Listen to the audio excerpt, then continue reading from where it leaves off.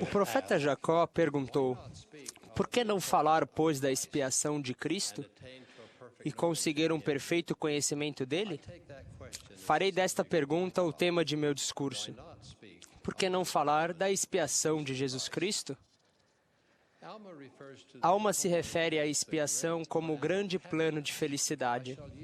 Usarei essa expressão para descrever a bela doutrina que conhecemos como a expiação de Jesus Cristo. O presidente Hugh B. Brown declarou: cedo ou tarde, as vicissitudes da vida levarão cada um de nós a encarar a importante questão da imortalidade da alma e do relacionamento do homem com Deus. Todos nós, independentemente de cor, credo ou nacionalidade, teremos um encontro com a experiência que chamamos de morte.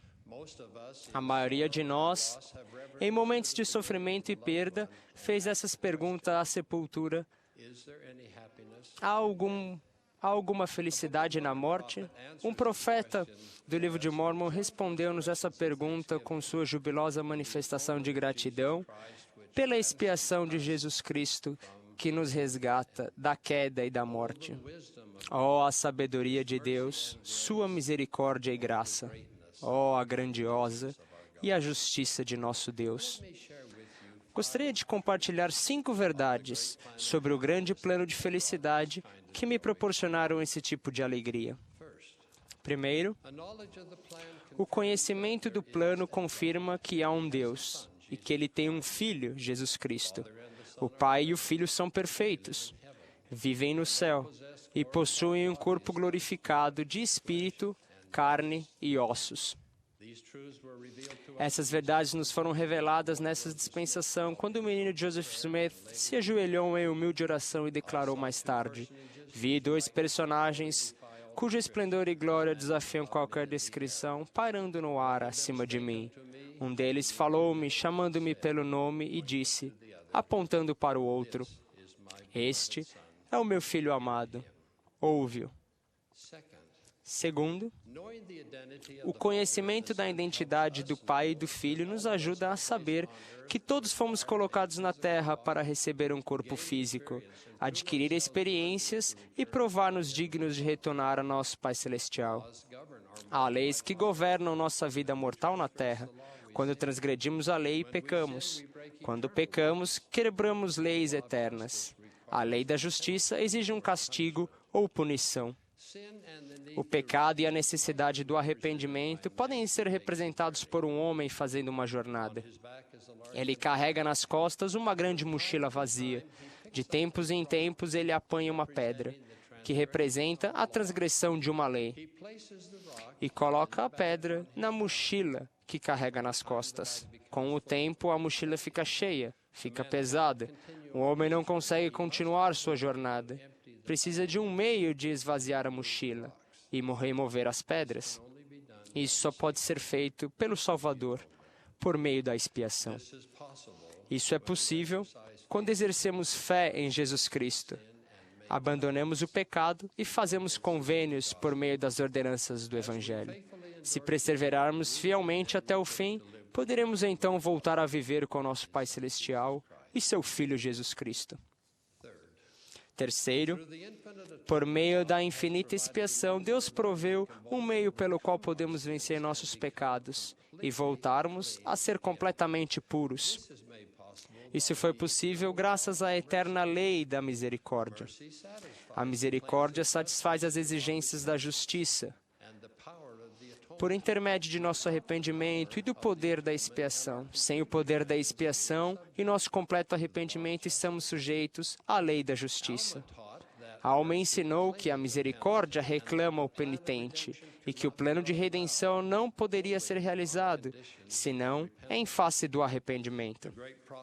O grande profeta Amulek ensinou, e assim a misericórdia pode satisfazer as exigências da justiça e envolver-nos nos braços da segurança, enquanto que aquele que não exerce fé para o arrependimento está exposto às exigências de toda a lei da justiça.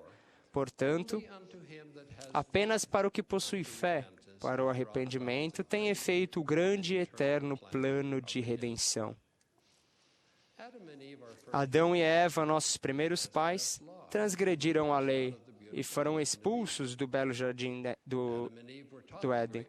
O grande plano de salvação foi ensinado a Adão e Eva para que tivessem felicidade nessa vida. Adão disse: devido à minha transgressão, meus olhos estão abertos e nessa vida terei alegria. E novamente na carne verei a Deus. Eva proclamou de modo semelhante a sua felicidade. Se não fosse por nossa transgressão, jamais teríamos tido semente, jamais teríamos conhecido o bem e o mal, e a alegria de nossa redenção. Quarto, a queda de Adão e Eva resultou em 2 mortes. Todos estamos sujeitos a essas mortes. A morte física é a separação do espírito e do corpo físico. Devido à queda de Adão, toda a humanidade sofrerá a morte física. A segunda morte é espiritual. É a separação da presença de Deus. Adão e Eva conversavam livremente com Deus no jardim do Éden. Depois de sua transgressão, perderam esse privilégio. Depois disso, a comunicação de Deus só veio por meio da fé e do sacrifício, combinados com sincera súplica. Atualmente, estamos todos no estado da mortalidade, da morte espiritual. Estamos afastados da presença de Deus. Ele mora no céu, nós moramos na terra. Gostaríamos de voltar a Ele. Ele é puro e perfeito. Somos imperfeitos e impuros. O poder da expiação de Cristo venceu as 2 mortes. Depois de sua crucificação e sepultamento em um jazigo emprestado, Cristo ressuscitou no 3º dia. Sua ressurreição reuniu o corpo físico de Cristo a seu espírito. A ressurreição dos mortos é o mais belo elemento da expiação e realmente faz parte do plano de felicidade. A ressurreição é universal e se aplica a toda a humanidade. Todos seremos ressuscitados. Presto meu testemunho desse fato e verdade. É uma dádiva incondicional de Deus.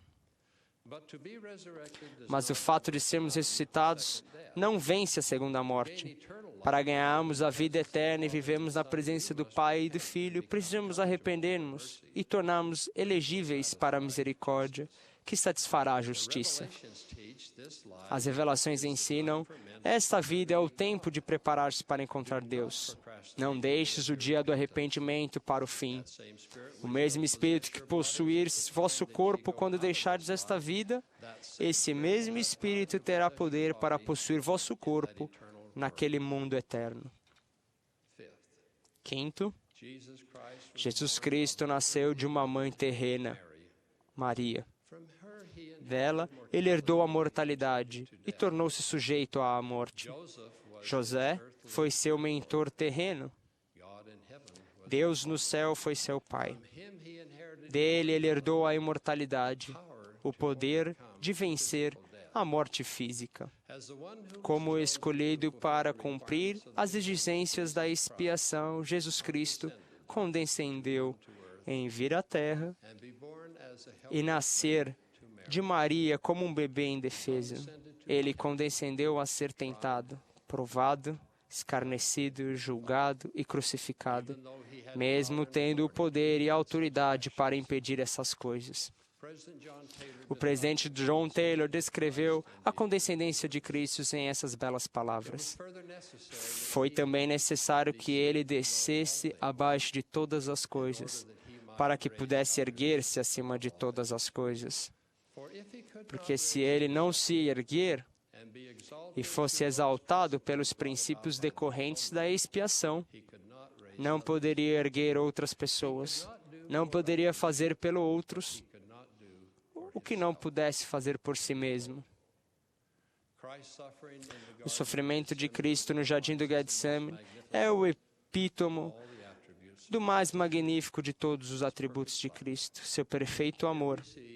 Ali, ele mostrou que realmente amava todos nós. Um teólogo inglês escreveu no século XIX e declarou o seguinte sobre esse evento: tudo que o corpo humano podia tolerar em termos de sofrimento era para ser acumulado sobre seu corpo escolhido, a dor mais aguda, a vergonha, em sua mais assombrosa brutalidade. O fardo do pecado foi isso que ele teve de enfrentar. Descrevendo seu sofrimento, o Senhor disse numa revelação moderna: sofrimento que fez com que eu, Deus, o mais grandioso de todos, tremesse de dor e sangrasse por todos os poros e sofresse tanto no corpo como no espírito. A expiação é um evento que nos permite reconciliar-nos com Deus. A palavra expiação significa restaurar ou retomar. Em termos de família, significa reunirmos uns com os outros e com Deus e seu Filho Jesus Cristo. Significa que a tristeza da separação se tornará em felicidade pela reunião. Para concluir, compartilho as palavras do presidente Boyd K. Packer. Se você compreender o grande plano de felicidade e o seguir, sua felicidade não será determinada pelas coisas que acontecem no mundo. Presto testemunho dessas verdades e do amor que nosso Senhor e Salvador Jesus Cristo demonstrou por nós, provendo a expiação, o grande plano de felicidade para todos nós. Em nome de Jesus Cristo. Amém.